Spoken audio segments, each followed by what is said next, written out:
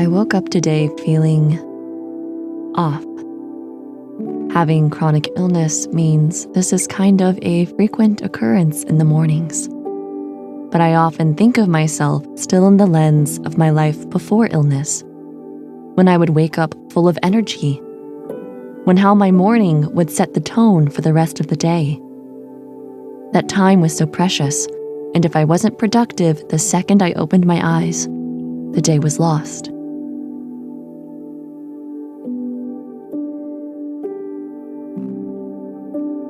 So, when I woke up today feeling out of it, and I finally got up to look in the mirror and see how swollen my eyes looked and how greasy my hair felt, and I just didn't feel human. I didn't feel ready to start my day. I needed escapism to distract myself from the day even happening. And I asked myself, is this because of my illness? Or have I gotten complacent? Am I just lazy? Am I overwhelmed? Do I feel entitled to doing nothing? Have I lost stamina? Can I get it back? It's very easy for me to guilt myself, and so I decided to record my day because it made me feel less alone. It made me keep track of all the little things I was doing. Still managing to wash my face, managing to look at my adorable cat and spend time with him. Part of why I got a cat in the first place was so that taking slow time would feel like productive time. Bonding with him was still productive, even if I was sitting in a chair. I had a little bit of pancake batter left from the day before, enough to make a mini smiley-faced waffle, and I compensated the tiny waffle with plenty of strawberries. I was pleased when I walked into my kitchen this morning to see that my boyfriend who had visited the night before had cleaned the entire kitchen, did my dishes, made the sink look perfect. It's little things like this that make the day possible, and it's little things like this that make me feel so guilty I can't return the favor sometimes.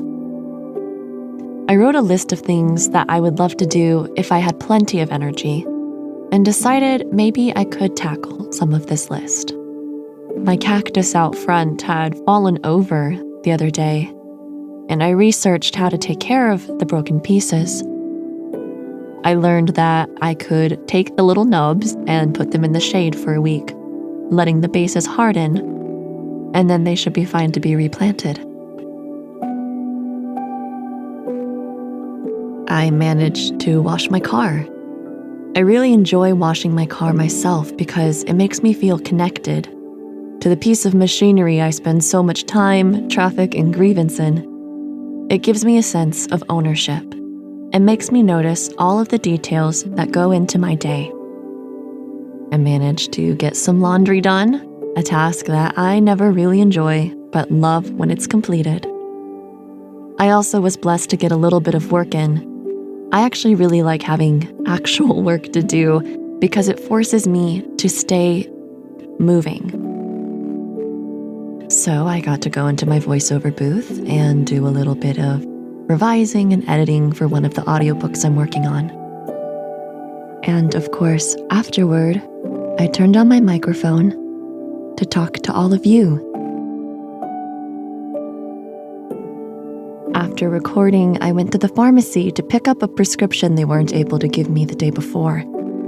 I found a product that is a stuffed cat designed for elderly so they don't feel lonely. And I thanked God for creating animal companions. I got home, quite tired, and heated up some leftovers for dinner. It was during this time that I finally sat still, alone with my thoughts. No longer escaping the reality of being tired. But a refreshing shower helped me feel clean and human again. I felt inspired to do the dishes. It felt rude to leave the kitchen a mess when it was so nicely taken care of the night before. I looked at my to-do list, amazed I'd gotten any of it done. A day that I thought was doomed to be wasted became a day full of little moments. And I decided I needed to do one more item off my list. Prayer. A time to cast my burdens on Jesus. A time to gain wisdom and settle my ego. A time between me and the one who has always been there with me on the days I feel weak and tired, and loves me for these flaws.